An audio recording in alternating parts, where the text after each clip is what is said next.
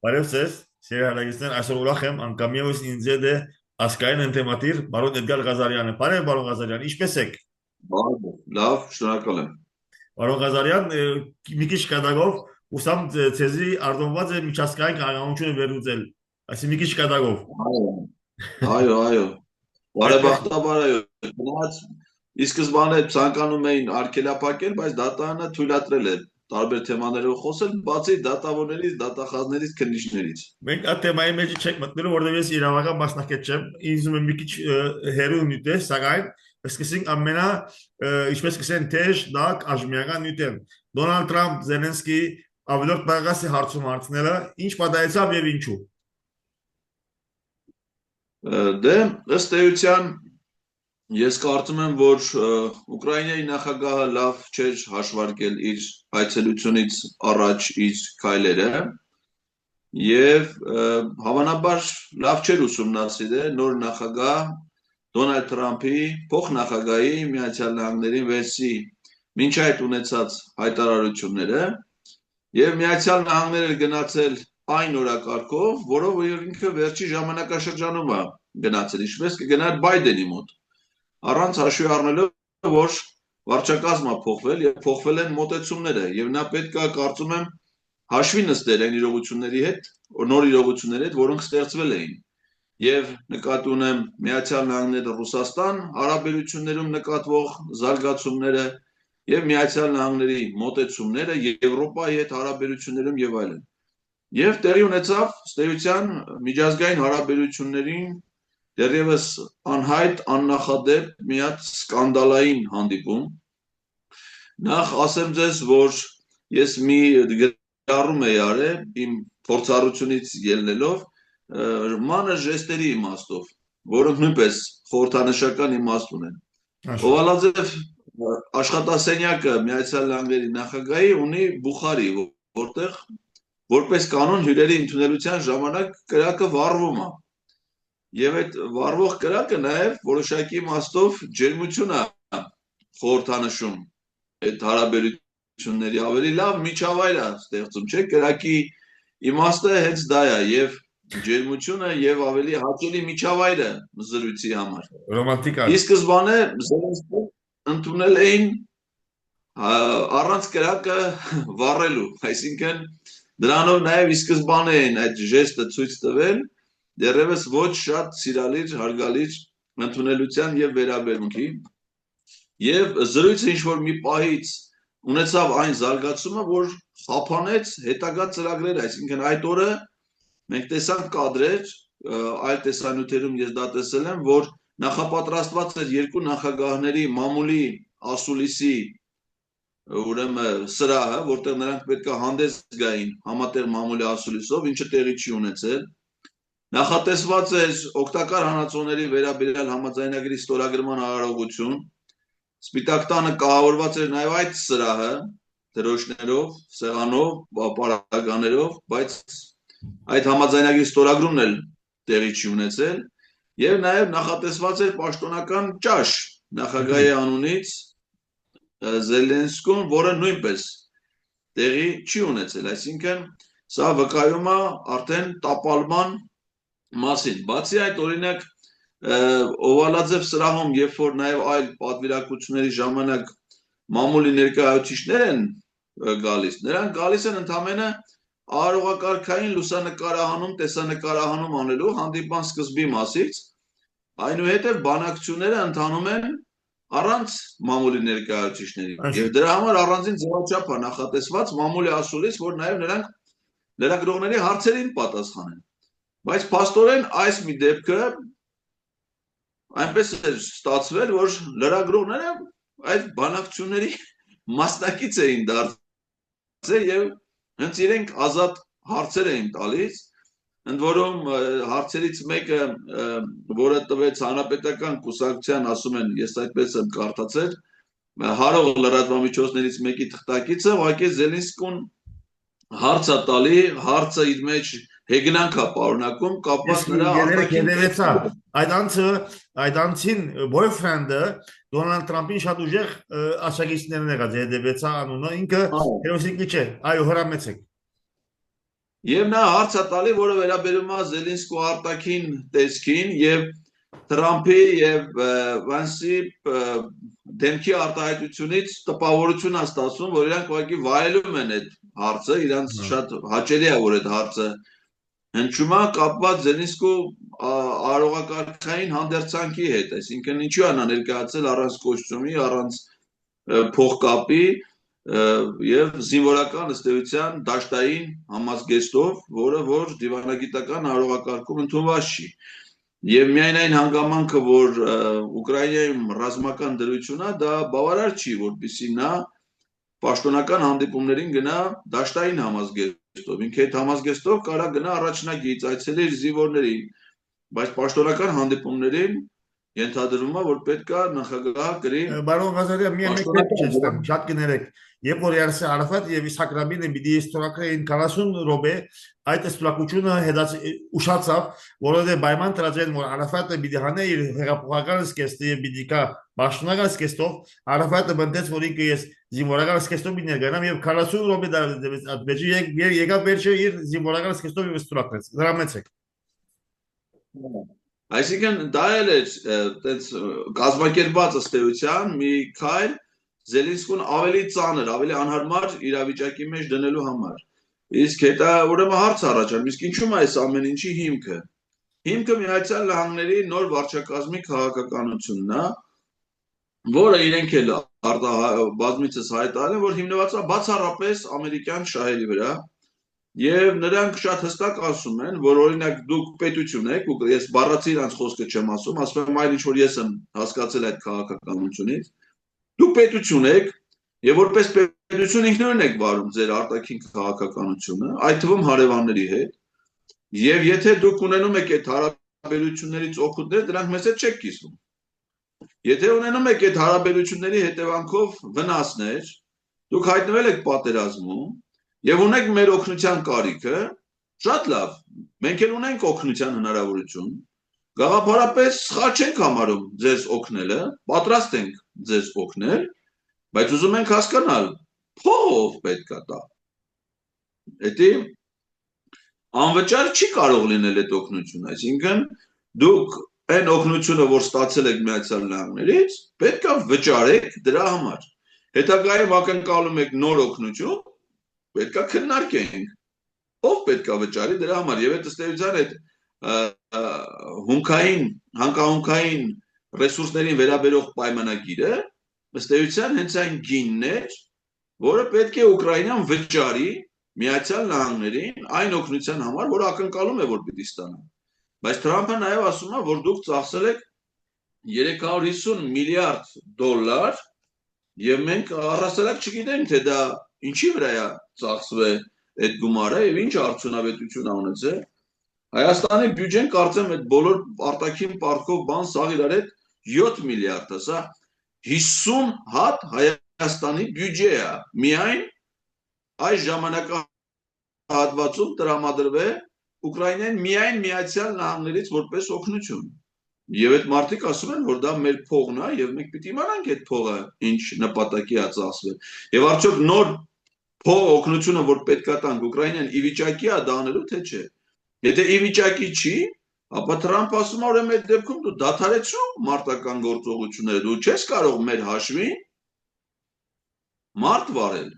Իհարկե դա նաեւ Ուկրաինայի հաշվին ակնհայտորեն իր քաղաքացիներն են զոհվում, իր երկիրն ավիրվում եւ այլն, բայց դա Միացյալ Նահանգներին քիչ է հետաքրում, իրանց հետաքրում է իրենց փողերի, իրենց ներկայացվածության ճակատագիրը։ Եվ եթե ակնհայտ է, նրանք ասում են, չէ, ձեր երկիրը վատ վիճակում է, դու հայտնվել ես առանց խաղաքարտերի, դու ոչինչ չես կա, պարզ ասում էր այդ բանը եւ նախագահը եւ փոխնախագահը, այսինքն եթե դուք հայտնվել եք այդ վիճակում եւ չեք կարող վճարել այն անվտանգության համար, որ մենք ձեզ ենք տրամադրում,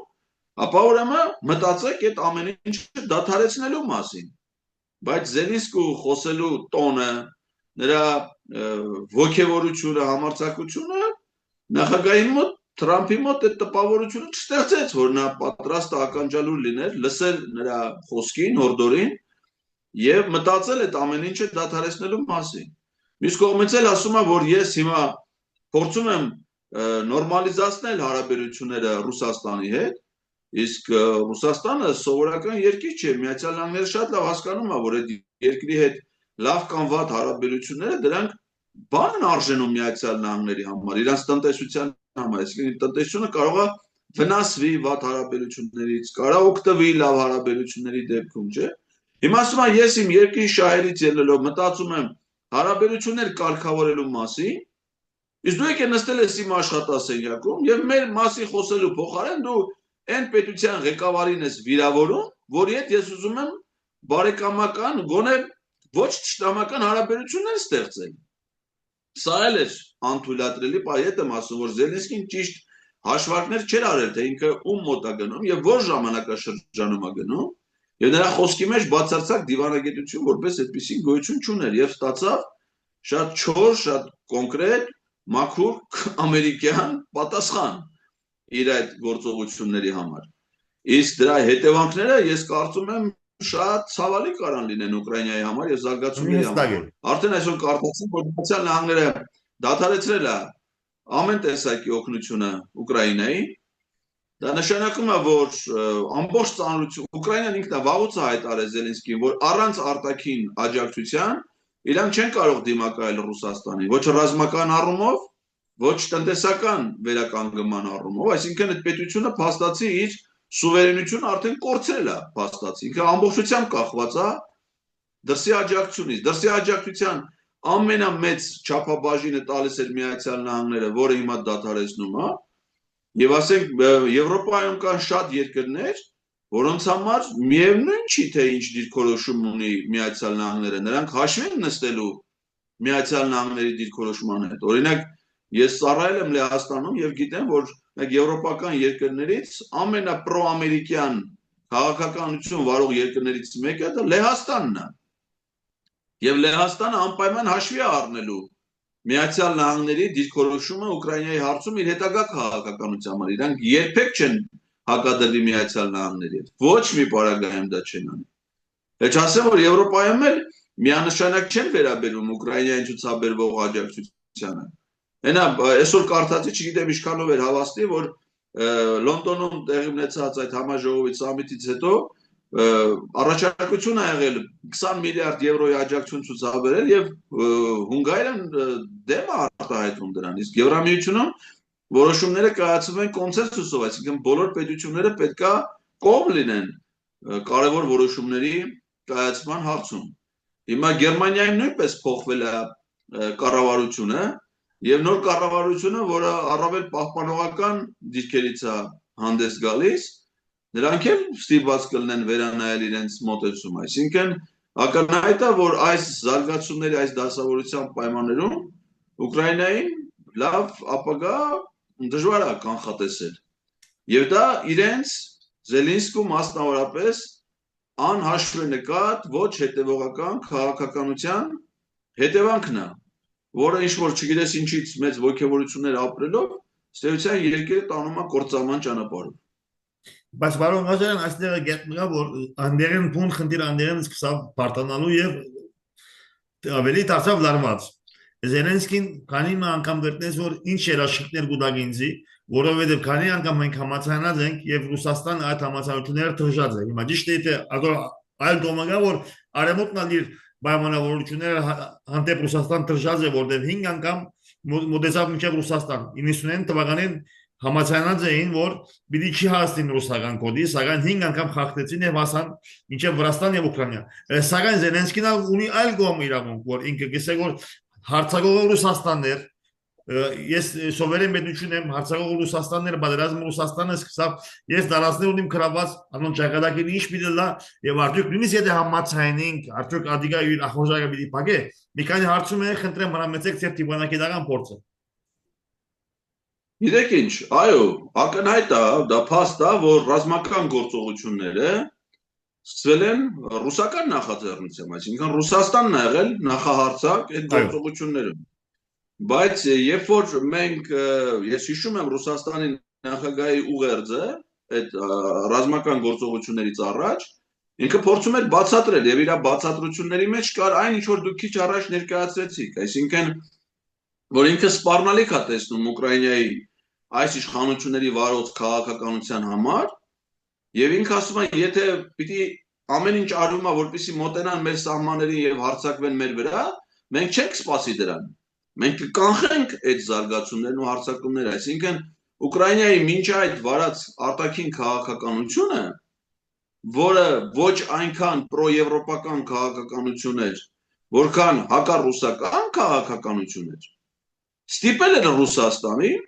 գնալ այդ ծայրահեղ քայլին, այո, պատերազմը ռազմական գործողությունից սկսել է Ռուսաստանը, բայց սկսել է կանխելու համար իր վրա հնարավոր հարձակումը։ Եվ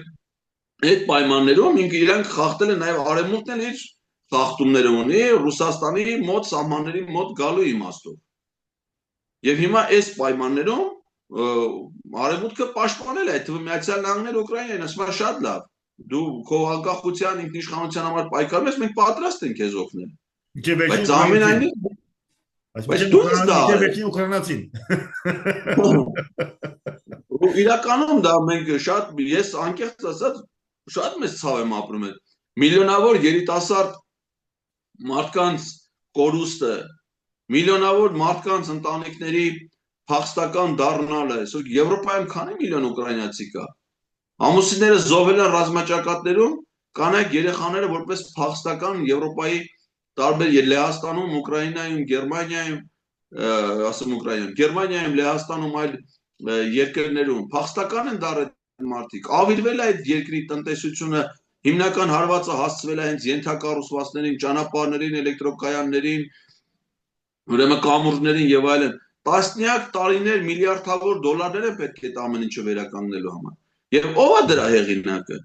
Ուկրաինայի իշխանությունները, ով է նրանց ստիպում։ Դուք պատկերացրեք, ասենք, եթե իրենք փորձեին այդ ագրեսիվ քաղաքականության փոխարեն ավելի հավասարակշռված քաղաքականություն վարել։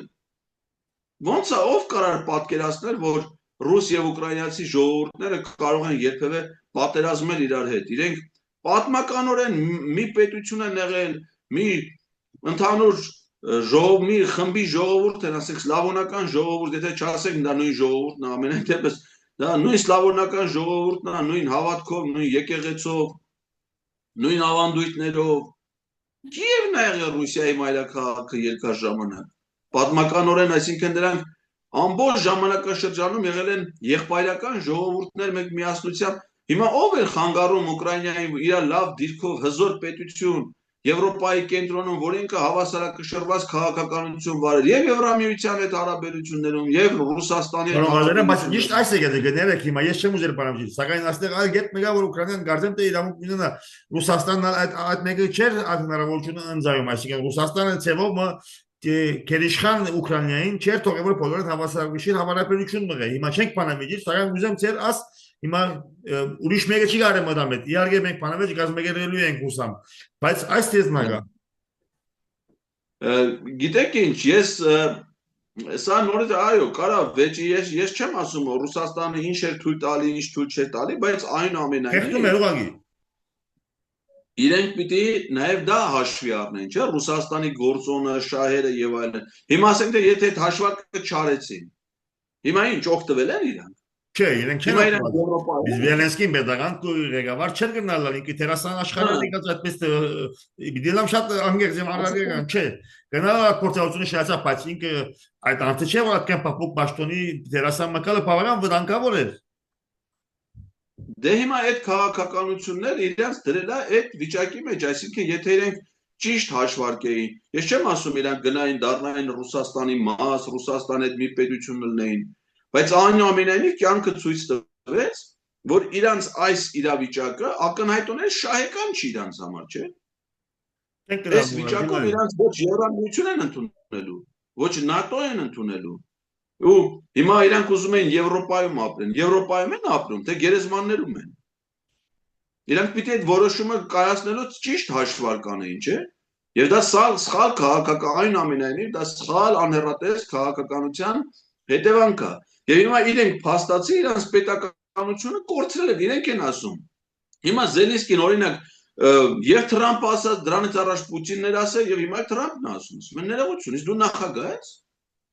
Քո պաշտոնավարման ժամկետը ավարտվել է անցած տարվա մայիսին։ Նախագահ համարվում է այն մարդը, ով որ ընտրվում է սահմանադրությամբ կոնկրետ ժամկետով։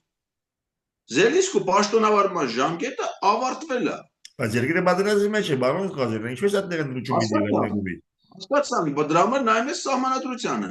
Եթե պաշտոնյայի պաշտոնավարման ժամկետը ավարտվել է, ուրեմն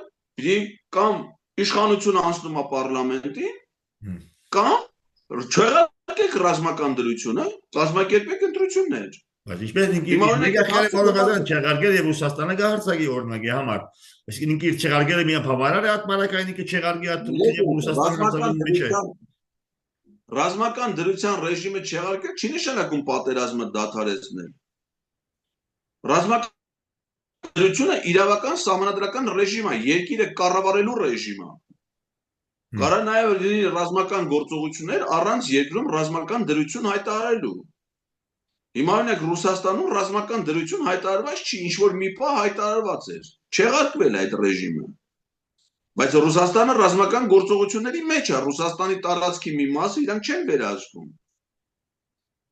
Սա ռեժիմը, որտեղ իշխանության օրինականության հարցն է։ Այսինքն եւ ինքն է խոցելի դարձրել իրեն որպես երկրի ղեկավար իրավական առումով եւ ռազմական առումով այլևս կորցրել է իր մարտունակությունը, միայնակի վիճակի չի այդ պատերազմը վարել, տնտեսությունը ավիրել է, քաղաքացիների մի զգալի մասը կոտորվել են։ Բայց սա քաղաքականություն է, սա որևէ մեկը կարող արդարացնել քաղաքականությունը։ Եվ հիմա էլ հայտնվել է այն վիճակի մեջ, որ կախված է լրիվ ուրիշների որոշումների։ Հիմա Միացյալ Նահանգներն այո, կարող է վարչակարգ ցանկացած երկրում կարող փոխվի ադմինիստրացիան, որը կա նոր քաղաքականությամբ եւ փոխվել է։ Եկել է Թրամփը, որ ասում է գիտես ինչ։ Ես շտամբաբար չեմ տրամադրվում Ռուսաստանին։ Նույն ասենք հիմա Եվրոպայում շատ կան քաղաքական գործիչներ, որոնք իրենց այդ հարցը տալիս են։ Իսկ Գերմանիայում շատ մարդու է հետաքրում, թե ինքը ինչի է սկսել գազի համար վճարել ավելի շատ։ Եվ որ դրանցից շատ քչերի համար է հիմնավոր, որովհետև Ուկրաինան պատերազմում է Ռուսաստանի դեմ, հետո Իրան ինչ։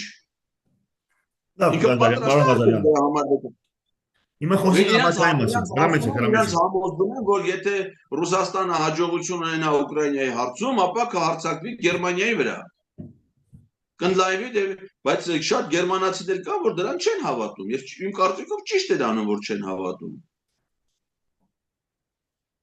Եվ հիմա այդ խնդիրը այդ եվրոպական նաեւ երկրներում, այդ հասարակություններում գոյություն ունի։ Հիմա Լեհաստանում էլ նախընտրական քարոզարշավար եւ ես վերջերս նայում եմ տեխնացուներից մեկին, որը լրիվ այլ մոտեցումներով առաջնորդվում։ Ասում է, բերեք մեր երկիրը հզորացնենք։ Մենք ՆԱՏՕ-ի անդամ ենք, մենք արդեն պաշտպանված ենք։ Ռուսաստանը երբեք չի հարձակվի ՆԱՏՕ-ի անդամ երկրի վրա, եւ մենք կարիքը չունենք Ուկրաինայի վրա այդքան գումարներ ծախսելու, երբ որ այդ գումարները կարանք ծախսենք մեր երկրի վրա։ Իսկ գրեթե նույն մոտեցումներն են, ինչ որ անում է Թրամփը իր երկրի համար, չի ասում է, եթե մենք ունենք փող, ունենք հարստություն, ինչի՞ պիտի դատանք ուրիշներին։ Ես հիշում եմ Թրամփի առաջի ժամանակաշրջանը պաշտոնավարման նույն բաներն էր ասում։ Ասում է ՆԱՏՕ-ի անդամ երկրները պետք է իրենց ռազմական ծախսերը հասցնեն համախառն ներքին արդյունքի ոչ պակաս քան 4%-ին։ Այդ ոնց է դուք մենք բոլորս ՆԱՏՕ-ի անդամ երկրներ ենք, բայց ես եմ փող ծախսում։ Այսինքն ես փող եմ ծախսում, որ Եվրոպայի անվտանգությունը ապահովեմ։ Դուք եկեք պետք է վճարեք ձեր անվտանգությունը։ Եկեք իսկ այո, բարձրացրեք ձեր ռազմական ծախսերը, ընդ որում այդ ավելացրած գումարները բերեք ինձնից առեք սպառազինություններ, իմ զենքերը առեք, իմ տնտեսությունը դոզարկեք, որ ես էլ հասկանամ, որ դրա անում եմ ձեր անվտանգությունը ապահովելու համար։ Եվ դա չի վերաբերում միայն Ուկրաինային, այն ժամանակ Ուկրաինայում պատերազմ չկար։ Նույնը հիմա իրանք եկել են, նույն վերաբերմունքը նաև եվրոպական երկրների հանդեպ են ցուցաբերում։ Լավ, բարոն Ղազարյան, հիմա մենք խոսենք աբակայի մասին։ Արդյոք Գարձիկա, որ Դոնալդ Թրամփը ճուզեր այդ երաշխիքներ դալ, որտեղ գիտե որ ադիգա գրնալը, որ Պուտին անգամ եւս խախտե եւ այս անգամ հասնենք համաշխարհային մդրազմ ինչ որ կշկշացնել, որ սա որ իրեն տուն բախտախագը խաղաս, you are risking third world war, շատ է դա հատկանշական էր ասպոսկը։ Եվ Գարձիկ, որ այդ երաշխիքները չի կարող դալ, եւ ավելի կարեւորը Իմ գարձիկովս Զելենսկին երթարս արդեն ելած է եւ պիտի փորձե Թրամփին հետ սիրաշայել եւ հանքերը դրամատրել, որտեղ բարձ է որ Եվրոպան չի պիտի կարողանա հատվածը կոչել։ Ես անձնապես կգասկածեմ որ Եվրոպան հատվածը պիտի կարողանա կոչել։ Չի կարող։ Եվրոպան այդ բացը չի կարող լուծել մեկ, այդքան կարողություններ, այդքան միջոցներ չունի։ Երկրորդը նորից եմ ասում, Եվրոպայում կան շատ երկրներ, ովքեր հաշվի են նստում Միացյալ Նահանգների դիրքորոշման հետ եւ Միացյալ Նահանգների դիրքորոշման փոփոխությունը ազդելու է նաեւ իրենց քաղաքականության վրա։ Այսինքն իրենց համար շատ ավելի կարեւոր թանկ է շահեկանը Միացյալ Նահանգների հետ հարաբերությունները, քան Ուկրաինայի հետ հարաբերությունները։ Դա ակնհայտ է։ Եվ բնականաբար իրանք էլ իրենց հերթին են վերանայելու իրենց մոտեցումները։ Իսկ այդ պարագայում Ուկրաինան չի կարող դիմակայել այդ խնդրին եւ այդ պետության գոյությունը հաստատի արդեն վտանգի տակ է դրվում։ Վտանգվում է այդ պետության գոյությունը։ Եվ հիմիկվա զարգացումները կարծում եմ այդ ուղղությամբ են գնում եւ հետևենք իրադարձություններին, տեսնենք թե ինչպես դրանք կարող են զարգանալ։ Մեկ այդ թեման դերևս դակին աննկատ է անգամ որ Զելենսկին հարցը մեդիայի մեջ շփոթություն ունի։ Այսօր GDP-ի այսօր էլ կամ երեք Պրիդանյո վարչապետը եւ Դոնալդ Թրամփը նույն ասին գործը գվարվեր նույնիսկ երբ որ վարչապետը խոսեր Պրիդանյո, ասավ that's enough լրացուց, սա ուրիշ հարցում։ Նույնիսկ եւ եկավ եւ բավական այսօր հստակ է որ JD Vance-ն բավական ակնարներ արավ, սա որ Անգլիայի մեջ դեմոկրատիան ատկանալ առողջ չէ։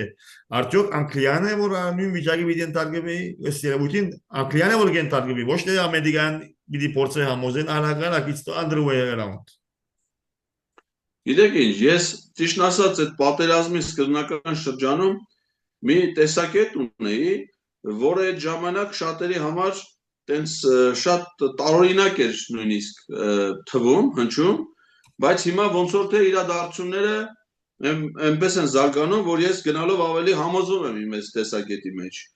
Ես ի սկզբանե ասում էի, որ ռուս-ուկրաինական պատերազմը դա Միացյալ Նահանգների պատերազմն է Եվրոպական միության դեմ։ Ուղղակի դա ծավալվում է Ռուսաստանի եւ Ուկրաինայի տարածքում։ Իրենք են պատերազում, իրենք են զոհվում, բայց փաստացի դա Միացյալ Նահանգների պատերազմն է Եվրոպական միության դեմ։ Տեսեք, հիմա էլ որ ասում եմ կարող է տարօրինակ թվա, չէ՞, ամեն ինչը։ Բայց հիմնավորը այն է, որ Միացյալ Նահանգների համար գլոբալ աշխարհում ճիշտ է, մրցակիցներ են, որոշակի վտանգներ, սպառնալիքներ ներկայացնում են Չինաստանը, Ռուսաստանը եւ այլն, բայց ավելի իր համար մեծ վտանգ է ներկայացնում Եվրոպան եւ մասնավորապես Գերմանիան, որը Եվրամիության հիմնական առանցքային դոմինանտ երկիրն է հանդիսանում։ Դարձավ։ Դա ճիշտ պատմությունը։ Համաշխարհային պատմության մեջ երկու համաշխարհային պատերազմ ա եղել։ Երկուսն էլ եղել է Եվրոպայում, հիմնական իրադարձությունները։ Երկուսին էլ վերջին պահի մասնակցել է Միացյալ Նահանգները,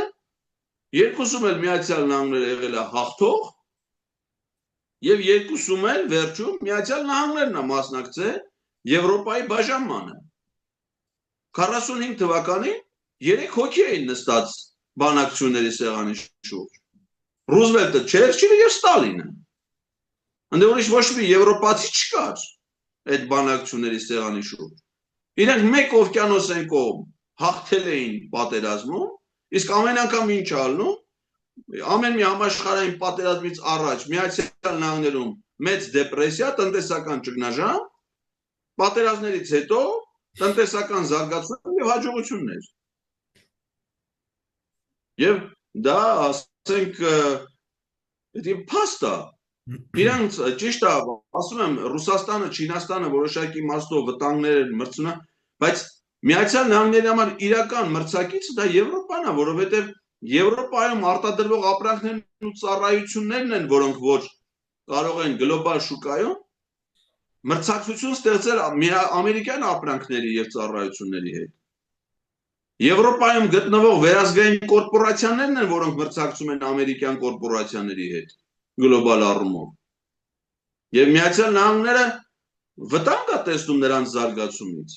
Իրանք շատ լավ հասկանում են, որ Գերմանիայի հզորացումը, զարգացումը կարա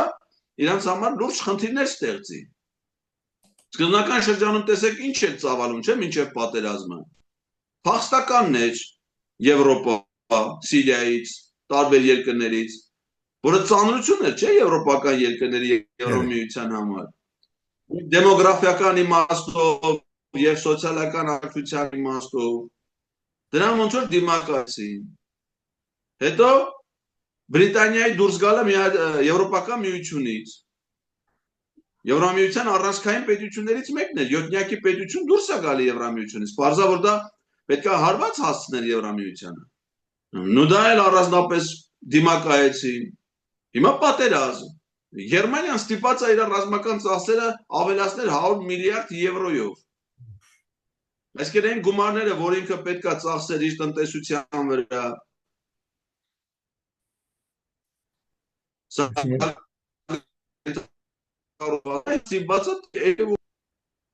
ինքը իր վրա դա չի զգում, դա մեծ հարված է եվրոպական երկրներին, եվրոպական տնտեսությանը։ Եվ հիմա բնականաբար Թրամփի քաղաքականությունը իրանց բերում է շատ Միացյալ Նահանգներին բերել է շատ ավելի շահեկան դիրքերի, այսինքն Եվրոպան լայն առումով ավելի թուլացած է դուրս գալու այդ պատերազմից, կարող ասենք Ուկրաինա պետությունն էլ վերանա, հետո դե մի հատ ավել, մի հատ պակաս էլի, տարածքնել խոչի վերանում։ Բայց հետևանքը լինելու այն, որ Եվրոպան ինքը լինելու է շատ ավելի թուլացած, իսկ Միացյալ Նահանգները շատ ավելի ուժեղացած։ Բարոն Ղազարյան, նագամյունիկ մենք 7 րոպե, պիտի անցնենք 7 րոպե ներքին ճակատին, ամենեն աժմական հարցը օրվա իշխանություն հանգար չեմ գիտեր ինչու, ուզեի առաջարկել նոր համատություն, շատերը գսեն, որ ես միայն փոխանցեմ ինչ որ գսեն մեդիայի վրա, որպես ինձ մեկ անգամիով շամպաստան է, որ ես fake news-ի անցեմ։ Գսվի որ այս համատությունը կբարդատրեն կբանջեն Ադրբեջանի նախագահ Հայդար Ալիևը եւ Թուրքիայի նախագահ Էրդողանը ունին 7 րոպե ինչ կգարձեք ինչպես պետք է այս համատությունը ինձ համար ես հստակ պետք է մերժենք։ Ուրեմն նայեք, այն որ այդ սահմանադրության փոփոխության պահանջը գալիս է Ադրբեջանից եւ Թուրքիայից, դա ոչ թե խոսակցություններ են, ենթադրություններ են, այլ դա պաշտոնական հայտարարություններ են։ Պաշտոնապես հայտնել է, որ Հայաստանը պիտի փոխի սահմանադրությունը, ընդունի նորը եւ իրանց չի անհանգստացնում մեր տեղական ինքնակառավարման համակարգը, դատական իշխանության համակարգը, կառավարման համակարգը կամ մարդու իրավունքները։ Իրանք ընդամենը մի պահանջ ունեն այդ սահմանադրությունից, որ դա չունենա հղում Հայաստանի անկախության հռչակագրին, որովհետեւ մեր սահմանադրությունը իր նախաբանում հղում է անում անկախության հռչակագրին։ Իրենք ասում են դուք պիտի ընդունեք նոր սահմանադրություն, որը չունենա հղում անկախության հռչակագրին։ Սա է միակ պահանջը դա է, ուրիշ ոչինչ չունեն։ Հիմա սրանք էլ համաձայնվել են, ոնց որ Ալիևի եւ Էրդողանի մյուս բոլոր պահանջներին, սրանք են համաձայնվել։ Հիմա ընդունել այդ սահմանադրությունը այդ պահանջով նշանակում է վերացնել Հայաստանի Հանրապետությունը, որովհետեւ Հայաստանի Հանրապետություն անվանումով պետություն ստեղծվել է այդ հռչակագրով, անկախության հռչակագրով։ Հիմա եթե մենք վերացնում ենք հռչակագիրը, հրաժարվում ենք դրա գոյությունից, ուրեմն հրաժարվում ենք մեր հիմիկվա պետությունից։ Իսկ եթե մենք այդ պետությունից հրաժարվում ենք, դա լեգիտիմ իրավունք է տալի միջազգային հարաբերությունների իմաստով է լեգիտիմ իրավունք տալիս Թուրքիային եւ Ադրբեջանին զավթել Հայաստանի ցանկացած տարածք եւ այդ տարածքի վրա հաստատել իշխանություն։ Եվ գնալ այդ քայլին նշանակում է մեր պետության անունը դնել Արևմտյան Ադրբեջանի Հանրապետություն, որտեղ կարող է նաև ապրեն հայեր։ Սա է իրանց պահանջը։ Հետևաբար սա բերել մեր օրակարգ դարձնել քննարկման առարկա, դա նշանակում է, որ մենք մեր ձեռով մեր պետությունից հրաժարվենք։ Ինչ ասում Ալիևի օգնականը։ Ասում է մենք չենք ուզում պայմանագիր ստորագրենք Նիկոլ Փաշինյանի հետ։ Իրանք Նիկոլ Փաշինյանի հետ ինչ որ ստորագրել են, արդեն ստորագրել են, դա նոյեմբերի 9-ն է, նա Պրահան է, հոկտեմբերի 6-ն է։ Ասում է հիմա մենք ուզում ենք ստորագրել պայմանագիր հայ ժողովրդի հետ։ Հայ ժողովուրդը պիտի գնա հանրաքվե եւ ասի, որ մենք հրաժարվում ենք մեր պետությունից։ Եկեք զավթեք մեր պետությունը եւ ղեկավարեք մեզ։ Սա է, թե չէ, սահմանադրությանը փոփոխության ոչ մի բանի չի վերաբերում։ 19 թվականի դեկտեմբերի 30-ին Նիկոլ Փաշինյանը հանձնաժողով է ստեղծել սահմանադրության փոփոխություններ անելու։ Եվս մի հանձնաժողով ստեղծել է 21 թվականի դեկտեմբերին։ Նայեք, 19 թվից մինչև հիմա մի առաջարկություն չեն մշակել, մի առաջարկություն, թե ինչը կարելի է փոխել մեր սահմանադրության մեջ։ Իրանք չգիտեն ինչն է պետք փոխել։ Իրանք տենց պահանջ չունեն։ Այդ պահանջը միայն գալիս է Ալիևից եւ Էրդողանից, որպեսզի ամբողջ Հայաստանը օկուպացնեն եւ դա անեն մեր ձեռքով, այսինքն ոնց որ դա գիտեք ինչ է, հանրակրվեա ոնց որ մենք դիմենք Իլհամ Ալիևին, ասենք խնդրում ենք արի գրավի մեր երկիրը։ Սա ընդամենը սա է, թե չէ իրավական ոչ մի process, ոչ մի կարգավորում դրա հետ կապ չունի ընդհանրապես։ Դրա համար պետք է ոչ միայն մերժել այդ գաղափարը, այլ մերժել բոլոր նրանց, ովքեր այդ գաղափարը պաշտպանում են, ովքեր մտածում են դրա մասին։ Նիկոլ Փաշինյանի գլխավորությամբ։ Այլևս պարզ է, երեխաներին էլ է պարզ, որ նա հայ ժողովրդի պատմության ամենամեծ թշնամին է, ամենամեծ թշնամին, որը հատված ուղղակի վերացնում է մեր պետությունը։ Իրեն դա հաջողվեց Արցախի պարագայում, այս պայմաններում, հիմա ինքը ամբողջությամբ ուզում է վերացնի Հայաստանի Հանրապետությունը։ Եվ մենք պետք է իրեն հեռացնենք։ Այս իշխանությունը պիտի փոխվի, այլ ոչ թե սահմանադրությունը։ Պարոն Ղազարյան, շատ շնորհակալ եմ, եթե ունդաղավին գնամ օգտվել ձեր ժամանակին 2 րոպե 10 ազատ է։ 2 րոպե դված է մեծի զոմա։ Սպիրկայանը մեզ եկելսեն, ինչ կուզեգեսեն անի սպիրկայանը, որ գրնան հանտեկներ մտածել այդ համատմության iOS-ելու մասին խոսել։ Ունենք դաղավին 2 րոպե։ Ընդհանրապես պետք է այդ հարցը քննարկման առարկա չդառնա հայ հասարակության մեջ ընդհանրապես։ Հայաստանը վերջին անգամ սահմանադրություն ընդունել է 2015 թվականին, այս սահմանադրության նախագիծը մշակվել է, քննարկվել է Եվրոպայի խորհրդի Վենետիկի հանձնաժողովի հետ համատեղ, այդ հանձնաժողովը տվել է եզրակացություն, որ դա Եվրոպայի խորհրդի անդամ երկրներից լավագույններից մեկն է սահմանադրություն, իր մեջ արտահայտում է ժամանակակից եվրոպական իրավունքի գրեթե բոլոր ձեռքբերումները։ Սա Եվրոպայի խորհրդում ամենավերջին ընդունված սահմանադրությունն է։ 15 թվից հետո Եվրոպայի խորհրդի անդամ ոչ մի երկիր սահմանադրություն չի փոխել, չի ընդունել։ Հետևաբար մեր սահմանադրական նորմերը, կարգավորումները փոփոխություն չեն ենթադրում։ Եվ իրանց էլ որ լսեք Նիկոլ Փաշինյանն ասում է, հարցնում են, ասում են ի՞նչն եք ուզում փոխեք։ Չգիտեն այդ հարցի պատասխանը չկա։ Կառավարման ձև ուզում եք փոխեք, ոչ, դատական իշխանությունը փոխում ենք, ոչ, տեղական ինքնակառավարումը փոխվում է, ոչ, բայց ինչ մարդու իրավունք ազատությունների դրույթները փոխվում են, ոչ, բայց ինչ դա փոխվում։ Փոխվում է ընդամենը պետության հիմքը, պետության հենասյուները, ոնց որ գնաց քո ձեռքով քո տան հիմքերը քանդես, վերացնես։ Ոնց որ ընկերություն հիմնես, չդիմանաս միշտ ընկերությունը հաջողություններ ունենա, զարգացում ունենա, մեկ էլ գա մի հատ տնօրեն, որը չի կարող ընկերությունը կոմպանի ղեկավարի, մրցակիցները խեղդում են, սննկացնում են այդ ընկերությունը եւ ասում են, գիտես ինչ, էժան առնենք մենք ընկերությունը կամ լուծարի, դուրս արի շուկայից։ Հիմա Հայաստանի սահմանադրական հանրակրվեն այն է, որ մեր ընկերությունը լուծարվում է։ Իսկ եթե լուծարվում այդ շուկան, այդ սեգմենտը ով է զբաղեցնում, մրցակիցը։ Իսկ մեր մրցակիցները ովքեր են։ Ադրբեջանը եւ Թուրքիան։ Հետևաբար այդ հարցը առհասարակ պետք չի դարձնել որևէ իմաստով քննարկման առարկա։ Պետք է հեռացնել այս իշխանություններին, ամրապնդել եւ զարգացնել մեր պետությունը, մեր պետականությունը եւ ամուր դիրքերի վրա կանգնել, ինչպես որ մենք ունեցել ենք երբևէ եւ ինչպես երազել ենք, որ պիտի ունենանք ավելի հզոր, ավելի լավ Հայաստան։ Այս մարդիկ մեր ճշտամիներն են, այս մարդիկ միայն կործանում են մեր պետությունը։ Այսքանը։ Պարոն Էդգար Ղազարյան, հուսով ենք շուտով գվազանենք բանավեճեր եւ ավելի արեմոդամետ մեկում հետ հուսամ այդ մեկը գտնենք եւ կունենանք մենք շատ դեժ բանավեճը առաջին բանավեճը դակավին իմ ուղիս մեջն է դակավին չեք հատած դուք եւ Բարոն Մանասյանը 100,000 դոլար։ Շնորհակալություն Բարոն Ղազարյան։ Ո՞վ եմ շնորհակալ, լավ եղեք, հաջողություն։ Շնորհակալություն։